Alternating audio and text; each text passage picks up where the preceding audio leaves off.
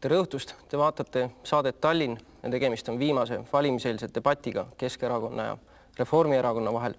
Minu nimi on Jaanus Piirsalu. Täna on meil saates 3 teemat.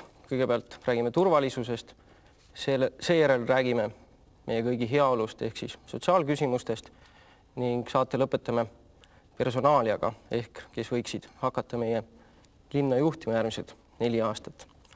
Kõigepealt tutvustame saatekülalisi.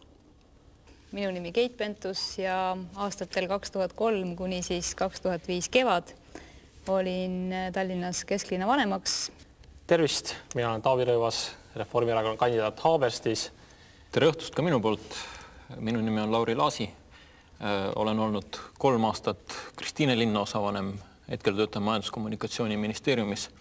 Tere õhtust, mina olen Kadri Must, olen Keskerakonna peasekretär ja oman eelnevat töökogemust nii Tallinna linnavolikogust kui ka linnapea nõunikuna ja kandideerin Tallinnas kesklinnas. Et kes võiksid olla meie tulevased linnajuhid, kui valimistel läheb Keskerakonnal ja Reformierakonnal hästi, sest see on ju eeldus. Kõigepealt vaatame siis, mida arvab rahvas, et keda rahvas tahab näha linna juhtimas. Järgmine linnapea, no kes seal nüüd on?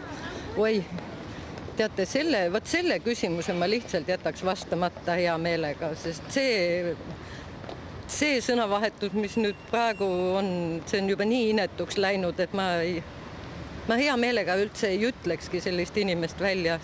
Ma ei tea, eriti poliitik ei huvita mind. Ei huvita.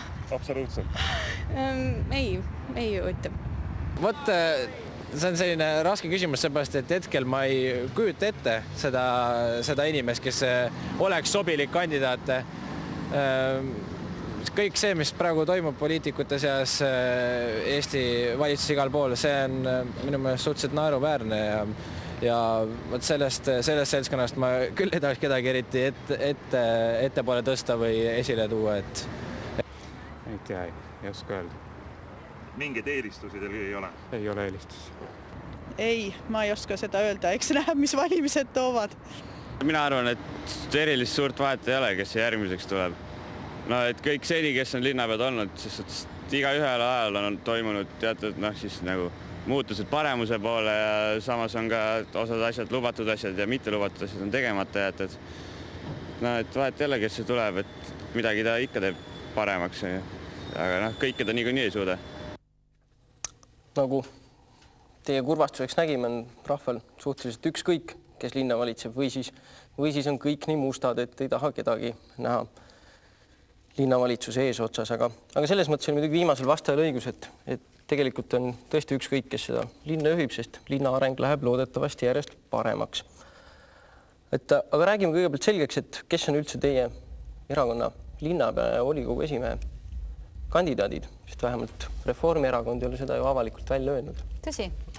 Reformierakond on küll väga avalikult välja öelnud, et meie linnapea kandidaadiks on Urmas Paet, kes on üsna pikka aega ja väga edukalt Nõmme linnaosa juhtinud ja kes selles mõttes linna eluga volikogu esimees, sest Urmas Paeti häid külgi me kõik teame.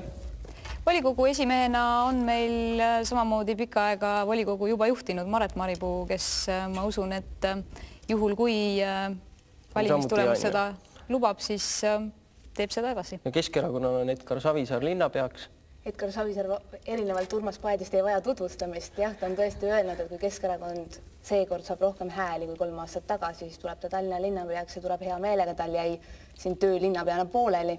Ja Toomas Vitsut on tänasel päeval volikogu esimees. Muideks kohe üks kiire küsimus, et Savisaar on lubanud tulla igal juhul linnapeaks. Kas Urmas Paet tuleb ka igal juhul sealt mugavalt välisministri koha pealt linnapeaks? On ta seda lubanud? Jah, kui valimistulemused on sellised, et Reformierakond võtab vastutusele